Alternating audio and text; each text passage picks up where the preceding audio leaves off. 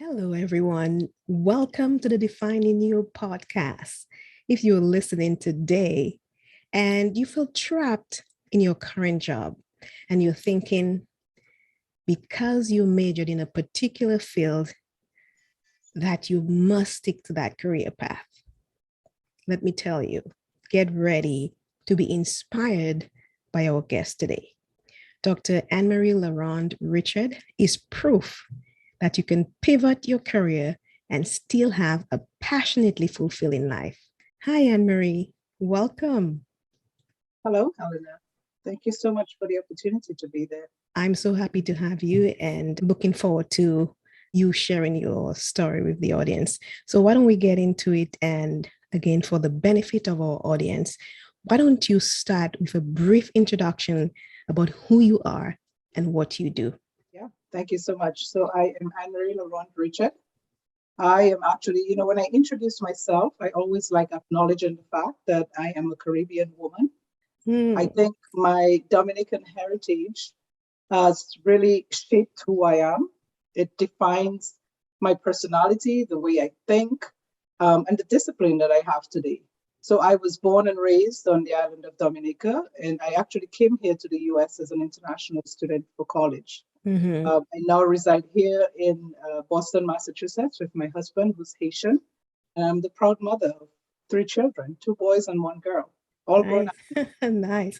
So just for the benefit of those who are listening, because sometimes people kind of mix up Dominica and the Dominican Republic. Dominica is an English-speaking island, and the DR is a Spanish-speaking, also a Caribbean territory, but we are so different. Dominica, to be even more specific, Dominica is located between the French islands of Martinique and Guadeloupe in the Eastern Caribbean. I just wanted to make that distinction because if you're listening for the first time, I just want you to know that Anne-Marie and I, we're from the same island of Dominica. We are very passionate about where we come from. And so it's important for you to understand that dynamic.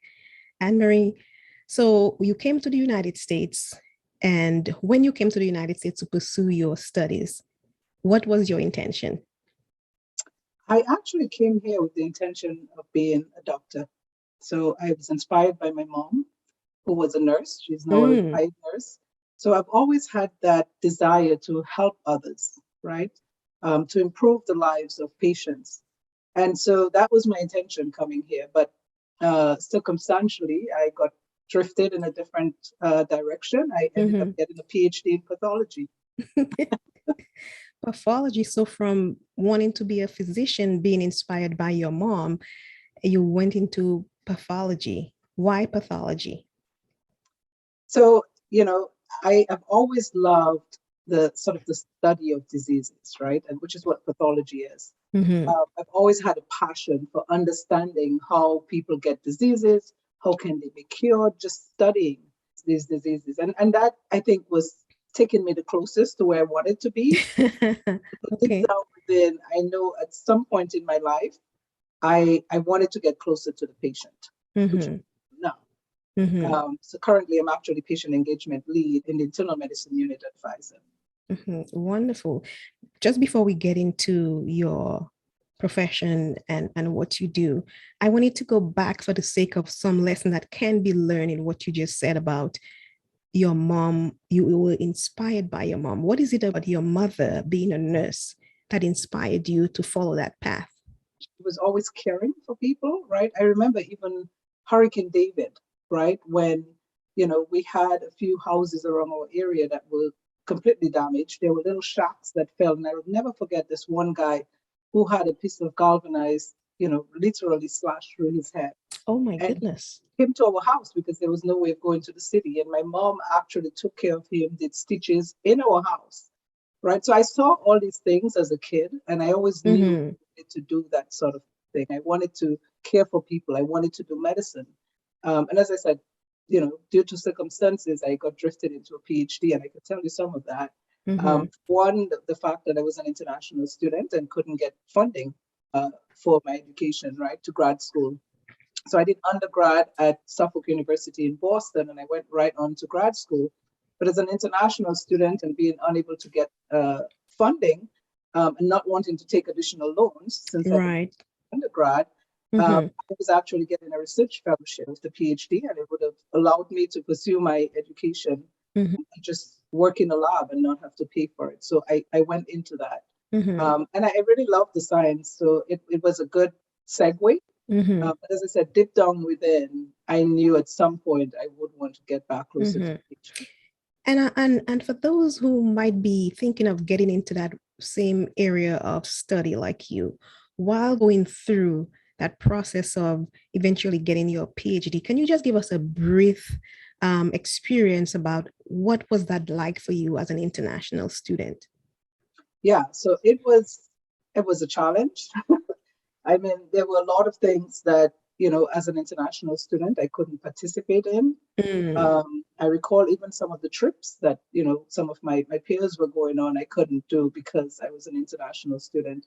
I was not eligible for aid. I remember I got one sort of merit-based scholarship, but that was the only thing I was eligible for. So they had put their house up as collateral on a loan to send me here to school. But that drove me, right? That gave me a mission because I knew I had to accomplish because my parents had, their house online. But, all in all, I would say, in spite of the fact that there were challenges, there were a lot of advantages, right, as an international student. And I think, just as you move through it, the learnings that you have, the interactions, and I really bonded with other international students. Yes. And for me, that was the most rewarding part. Some of the relationships I built and getting to know other cultures, because the international students really bonded. So you sort of put the challenges aside. There was, of course, the language barrier also. I recall my very first chemistry paper when it came back, and I had red marks all over it because I had things like sulfur with a pH, and they cost the culture shift. and they said, no, that's the correct spelling. It's the British spelling. It doesn't mean that American spelling is right. It's so the adjustments had to be made or else. What would you say to students who are following the kind of path that you have and they're struggling and you persevered? Can you give some kind of encouragement to those who are experiencing something similar to what you've experienced briefly? Yeah, absolutely. I mean, the first thing would be to be persistent, right? And just, thriving even in the midst of adversity, knowing purpose, right? And I think that's one of the things that drives international students. I think all students that I sort of bonded with were students who came here with a purpose, right? Right. Absolutely. Did all of these, they did what they had to do to get you here to the US to further your education. And that was the drive. You knew you had to accomplish. You wanted to please your parents. You wanted to please yourself. And so in spite of the adversity, just keep persisting. You need to speak to others. And I think at this point in life, there's so many students from, the Caribbean who have come here to further their education, right? I think there are a lot of resources. There are a lot of people that students can speak to. Nice. And really learn from their experiences, right? I came here, I didn't know too many other students on the island. Like I said, I bonded with others, but I think now students have so many opportunities to that is so true. Work and bond other, students or professionals from their Caribbean island that can really give them that guidance. And this is something I am certainly willing to do. And I've been doing a lot of mentoring, not necessarily of Caribbean students. Right. 2 Caribbean mentees right now, but I do a lot of mentoring in general here for just students, that are coming from elementary all the way up through undergrad, in an effort to sort of just build that next generation of scientists, motivating them and to go into the sciences because we need more. I'm trying to get into understanding your passion and what is it you are trying to do. Once you attain your PhD, what are some of the things you did to sort of position yourself to do things that you were passionate about? Are there other things that came into play after you obtained your PhD? Yeah, so following my PhD, I did a postdoc at BU, and then I stayed on as instructor of medicine.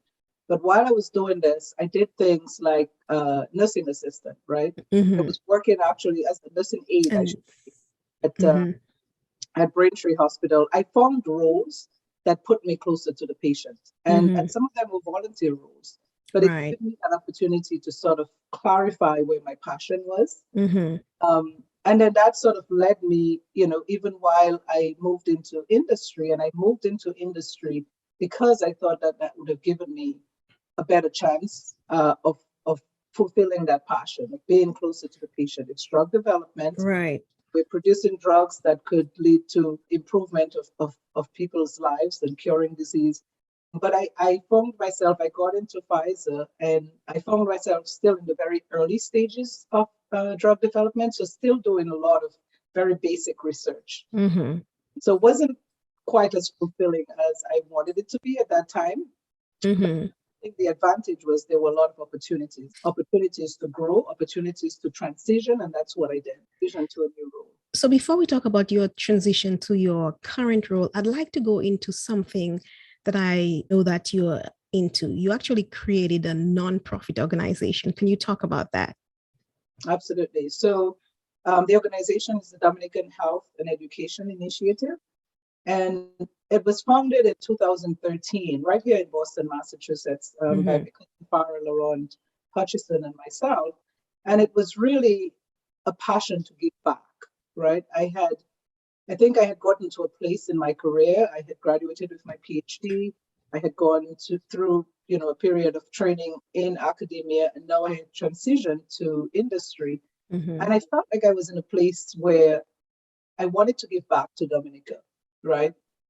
And so we founded this organization, and the mission is really to help build capacity in Dominica, right, in both the health and education sectors. Mm-hmm. That really, we rely on people on the ground, the experts on the ground, and even the local people on the ground to really tell us what's needed, where the gaps are, and sort of try to act upon that. Mm-hmm. And so, yeah, this is something we've been doing. We have one of our fundraisers, our annual event coming up. It's virtual this year. It's on June 11th, and it's the Caribbean Culture, Cuisine, and Art Expo.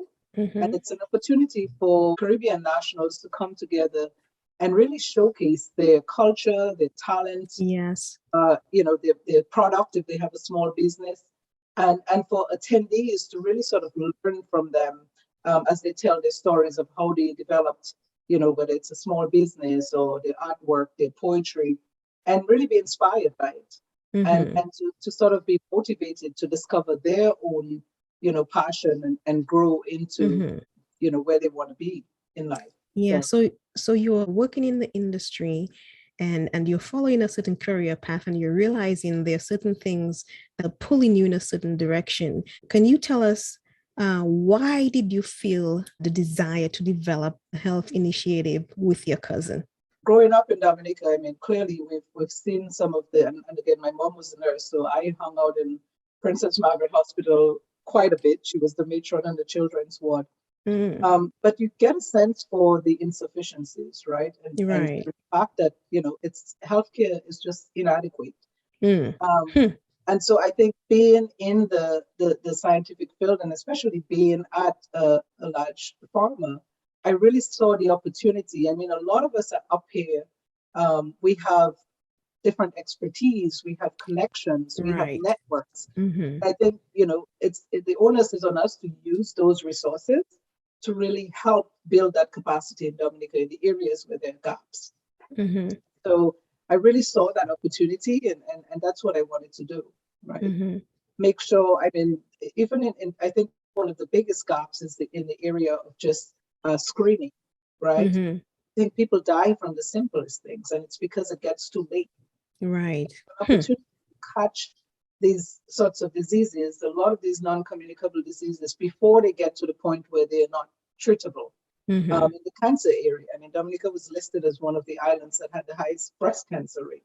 And I mean, really, screening for breast cancer is not something that we shouldn't have. Right? People should not be dying from breast cancer right now. There are people that are living for 20 years as breast cancer survivors. And it's just a matter of doing the screening, right? And catching it early and being able to treat people. I mean, now there's even precision medicine. There's specific medications that you can take based on the mutations that you have for your cancer type and get that treated. And it's so effective, but we're lacking that back home. What are you doing with the Dominica Health and Education Initiative to help in that regard? Yeah, so we depend on the boots on the ground Mm-hmm. to tell us what's needed, right? And just recently, there were 3 nurses in the oncology department that we provided training for. There were training modules that they did. And part of that is, they are working in the oncology unit, but they're Mm-hmm. not necessarily oncology nurses, Mm-hmm. right? They're just in that department. And so what we had understood from the chief oncologist was the fact that these nurses would really benefit from specific oncology training. And Mm-hmm. so we provided that training and paid for it. Right. Now Dominica has the new Dominica China Friendship Hospital. And I know there's a lot of new technologies that are coming with this hospital. Nice.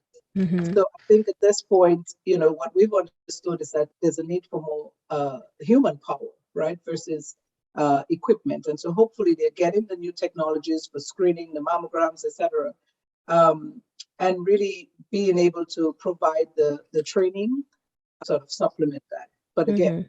we're looking for that guidance from the experts at home. So let's get back into what you're doing right now. Right now, you're the director of patient engagement lead, but before that, you were a scientist. Can you talk a little about that and why the change? Yes. The change was really driven by my passion to be closer to patients, right? I love the science, but I wanted to really see the impact of the work that I was doing directly on patients. And I wasn't feeling it. And I really felt like I had a bigger purpose out there. And so I started seeking a career change. And thankfully at Pfizer, there are these opportunities, right? I will tell you some of the things that really were instrumental in helping me do that.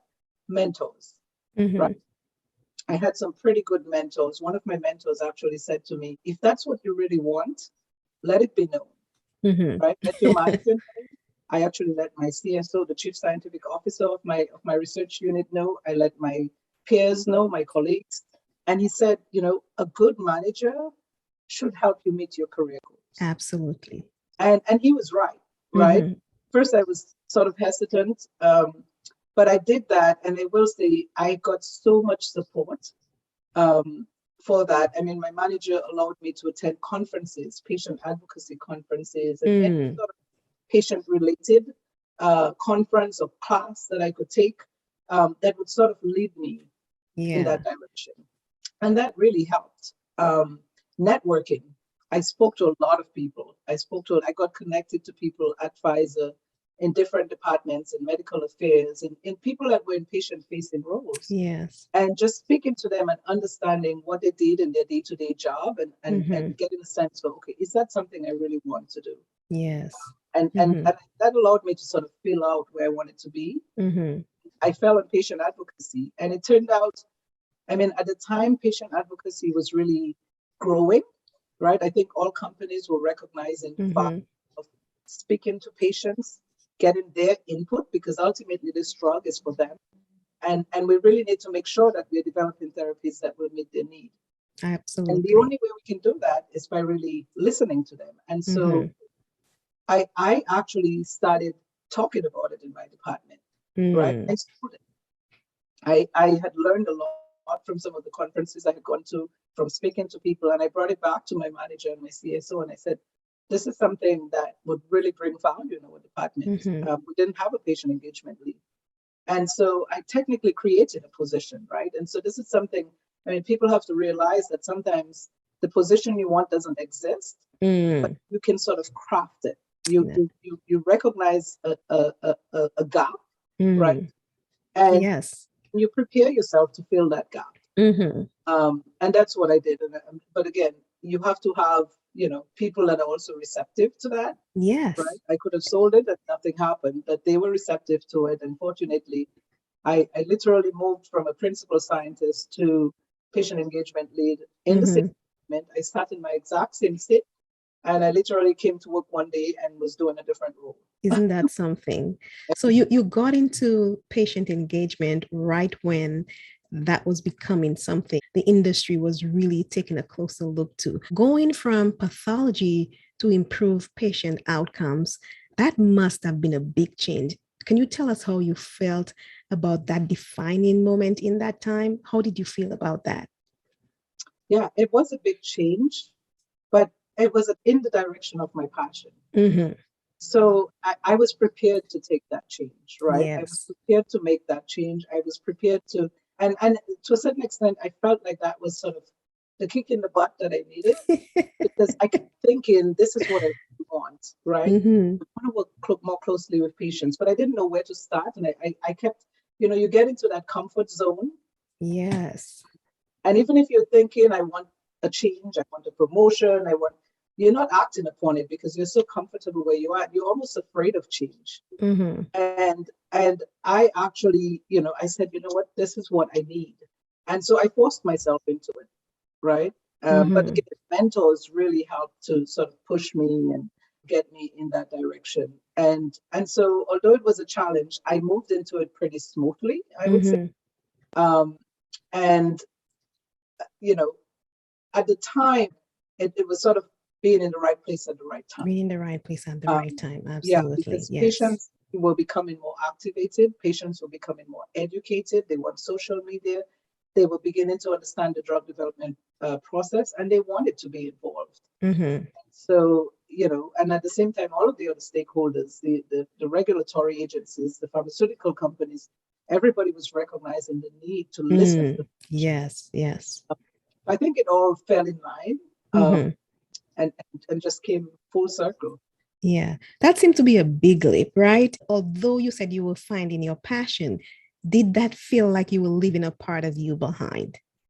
I did to a certain extent. I mean, I really love the science, but I got into that mentality of being sort of the bridge between the scientist and the patient. And I think Nice. that helped me be satisfied because Mm-hmm. I had a scientific background. And now I was getting to really meet with patients, speak to them, bring them into Pfizer to share their experiences. And for me, it was a great opportunity to sort of teach the scientists, Mm-hmm. right? Let them hear from patients what they really want in a new therapy. Right. Let them hear what sort of experiences they have in day to day with this disease, and what it takes, to sort of improve their quality of life. And so Mm-hmm. I sort of imagined myself as that bridge, and I think that sort of brought me that comfort of still being in sciences because I work so closely with the scientists. Yes. At the same time, fulfill Mm-hmm. the passion of working with patients. What do you find the most challenging about being a patient engagement lead, and what is different? So I would say one of the most challenging things is the fact that working in the pharmaceutical industry, there's certain restrictions, right? There's certain regulations that you have to follow. So as much as I am allowed to work with them in a very open and transparent and trustworthy manner, but there are of course certain lines that you can't cross, right? Mm-hmm. Being a pharmaceutical company and not wanting to give the wrong perception of, sort of influencing patients in terms of the decisions they make. And so there's still some barriers. I would say this is the biggest challenge, but in general, I mean, I think it was so well fit with my personality, Mm-hmm. in terms of being able to build relationships, the empathy that's needed. I think it made it very easy. I mean, I transitioned into this role really easily compared to when I was a scientist because it's what I wanted, it's who I am, and it's just, I feel like now I'm just living a life of purpose and I'm doing exactly what I want to do. I will admit it wasn't difficult. It's just, there's certain regulations that you have to abide by, but Mm-hmm. it's a simple process. Many of our listeners have felt stuck in their career because that's what they felt they've studied. But you've proven that you've had a huge impact by taking your career in a different direction. What advice would you have for our listeners who want to create impact but feel stuck in their current career paths? Speak to people, network, right? I think that's a big one. Network, and when you network, that's something one of my mentors said to me: network with a purpose, and network not with the mentality of what can this person do for me, right? When you're meeting with someone, don't think about, okay, how can this person help me get to this next job, Mm-hmm. or help me grow my career. Also think of how can I make an impact on this person? How can I Mm-hmm. help this person also? And when you go into this mutually beneficial relationships, it automatically benefits you. sometimes even more so than if you had gone in with an intention of just Yes. benefiting yourself. So network. I'm going to really stress that. Mentorship. Find a mentor. Find someone who can help guide you. And sometimes we feel like we have to get a mentor who's in our field or in the field that we want to go to. Sometimes that's not the case, right? You can get someone in any field. Sometimes that's actually better because they might help you see a different perspective. Right. And sometimes we feel like we really know what job we want to go into.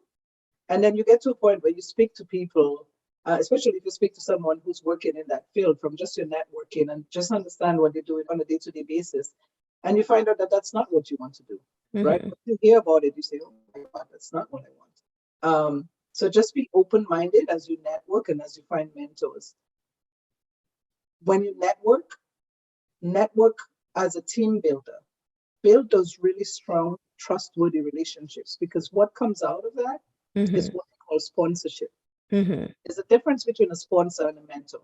A mentor is someone that you sort of come to agreement with, that they're going to be your mentor and you're going to be their mentee.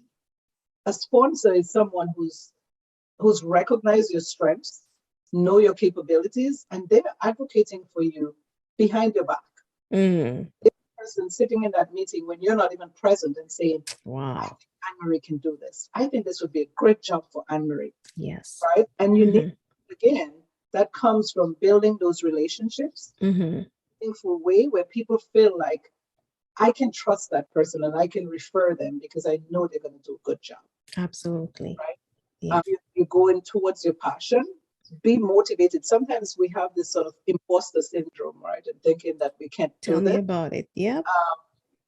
Build that confidence in yourself. And if it takes, again, getting mentors, taking a class, taking something that sort of strengthens you, yes, your capabilities to go into that role. But never give up and never give up. The worst thing is to get up every morning and not enjoy going to work or dread going to work. Tell me about it. Oh my God. Wow. All really good advice. Wow. Thank you so much. I don't be afraid to speak up. I think we come to where we tend to not want to tell people what our goals are or what we want, because we think, they might steal our ideas. Or be open, because, sometimes it's by telling someone, this is what I really would like to do. That person might say, wait a second, I know someone who's doing this and I can connect you with them. Wow. Right. And so sometimes we have to be open and share with others, with friends, with, and sometimes that's what opens up the doors for us. So absolutely. So for those who would like to connect with you, how can they find you, your website and your social media information and email address? So you can connect with me on the Dominican Health and Education Initiative website. But that's probably the easiest way. So it's DAHEI.org. You can also email me at 8dominica.com. Or just give me a call. 508-468-9157. I'm very open to speaking, to mentoring. So yeah. Look at that. She provided her phone number. I hope you take her up on that opportunity, because Anne-Marie is a very good resource. What do you find most rewarding about your work? Oh my God. Seeing patients just feeling empowered. When I speak to patients and I bring them into Pfizer, they are just so excited about being able to participate in this. Scientists are actually listening to them. A scientist is willing to hear their views. And that sort of fulfillment, where they feel like they can participate in the research and have a say, influence what sort of drugs come out. That to me is the most fulfilling part, because we know that is going to lead to drugs that would have a bigger impact, breakthrough therapies that can change patients' lives and really improve quality of life for them. So it's an extremely fulfilling role. Why is it so important for patients to be involved in the process? So a couple of reasons, right? Firstly, if we are not involved, and especially for us, Blacks, right? We know there's very few of us involved in research, in clinical trials. A lot of us have that hesitancy, and understandably so, right? And that's something we have to acknowledge. And I think if we're not involved in the research, if we don't participate in clinical trials, we won't know how a drug would work in us. And so really being able to provide samples, participate in the research, provide our input to companies, letting them understand the experiences, because our experiences can be very different from the experiences of a person of a different nationality, a different ethnic background. Absolutely. People have very different problems, right? Different needs. So we talk about patient engagement, patient advocacy. It also includes access, right? And we know that's a big thing. That's right? yes, major. To medicines, equitable access to research, to be able to give your input, share your experiences, so that a company who's developing a therapy understands the different experiences and what's needed to counteract every symptom that you're experiencing. Right. Which could be different. And the only way you can be informed about some of those things, because where you live, your background, a lot of those things come into play that can really inform patient engagement lead like you, so you can go back and take the information to the scientists and really help narrow down some of the areas we really need to work with when we work with people that are disenfranchised, like people of color. Yes. And this is something that I'm really also passionate about. And you know, as I bring patients to Pfizer, as I go out and meet with patients and working with advocacy groups, really making sure that that's done in an equitable manner. Sure that we're not only, you know, speaking to one set of patients who have that advantage, but going out and doing that sort of grassroots work and making sure speaking to patients who are in underserved areas, who are disadvantaged and don't normally have the opportunity to participate in research, and also educating them, right? I mean, that's a big part of it. So you are involved in the work that you really want to do. You are enjoying what you're doing. Tell us, what's next for Anne-Marie? Any big plans coming up? I don't have any big plans. I am certainly, you know, looking to grow in this role. There are a couple of other opportunities that I'm looking for that, you know, I haven't necessarily seen yet. Maybe I'll be seeing it. But certainly I would say I am definitely looking to get more involved in sort of more philanthropic work also, because again, that aligns with my passion. Someday I hope to be able to, you know, run the Dominican Health and Education Initiative full-time. Nice.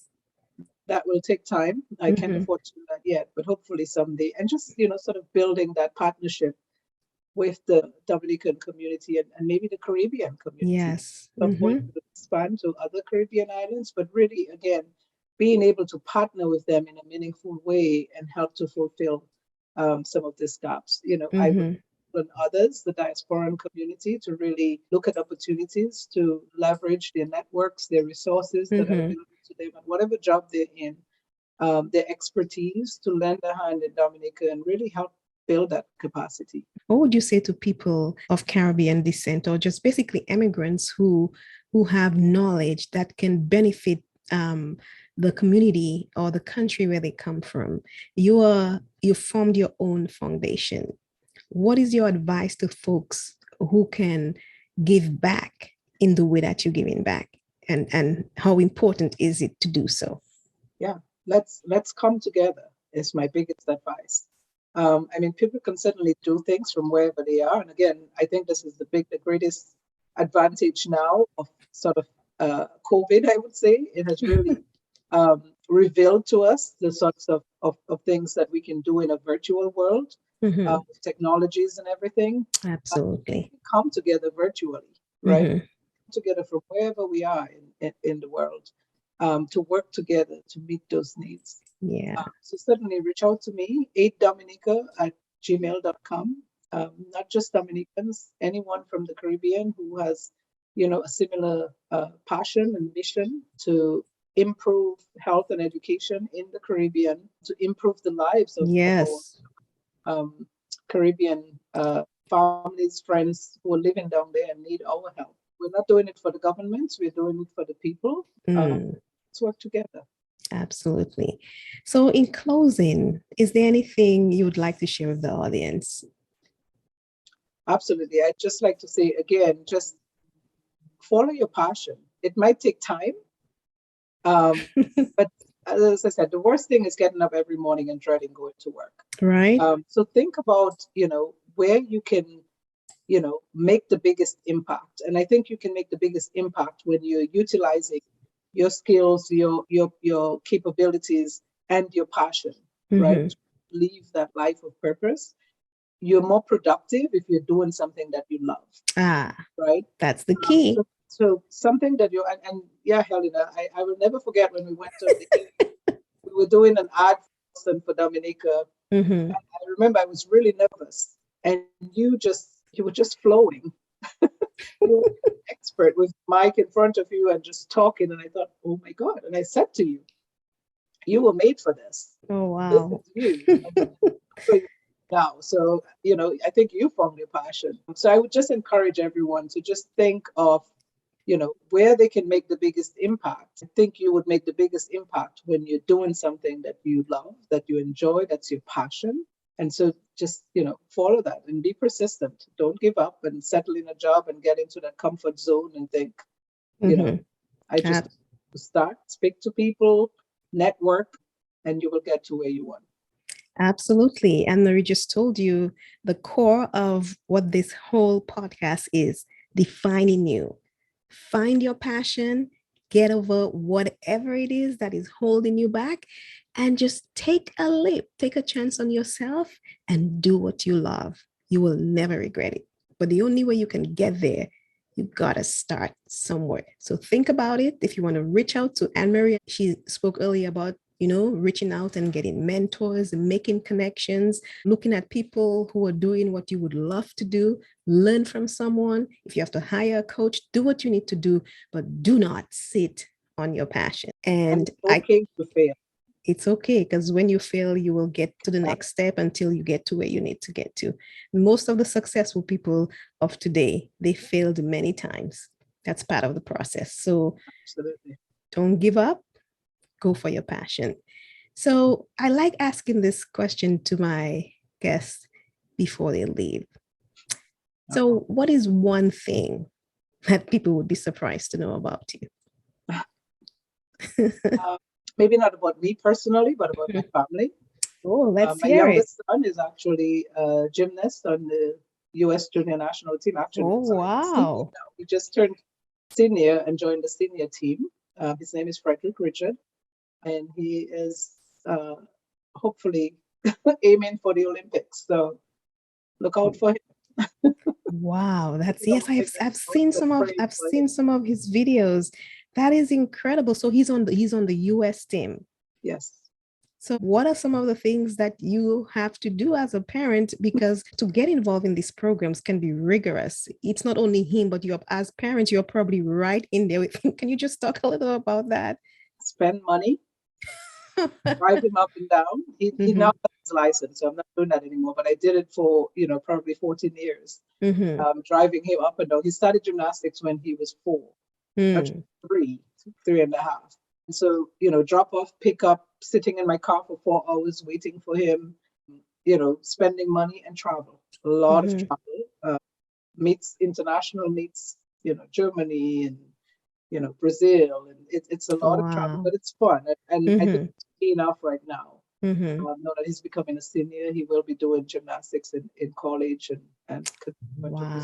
So, absolutely. So that must be his passion. We're talking about passion, and there you go. Your son is following his passion. He's very young and he's on track to doing what he loves. Absolutely. That's a really good surprise for people who may not know. And just for those who may want to follow your son, can you just give us his name again, just to see his progress? And Richard.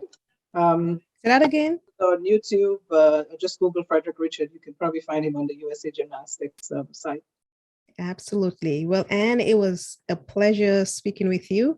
I want to wish you the very best in the work that you are doing, especially the partnerships that you are building with the people back home and helping to improve healthy outcomes for people, not only in the United States, but in Dominica. Thank you so much. It was such a pleasure having you on. Thank you, Helena. Thank you for the opportunity. Absolutely.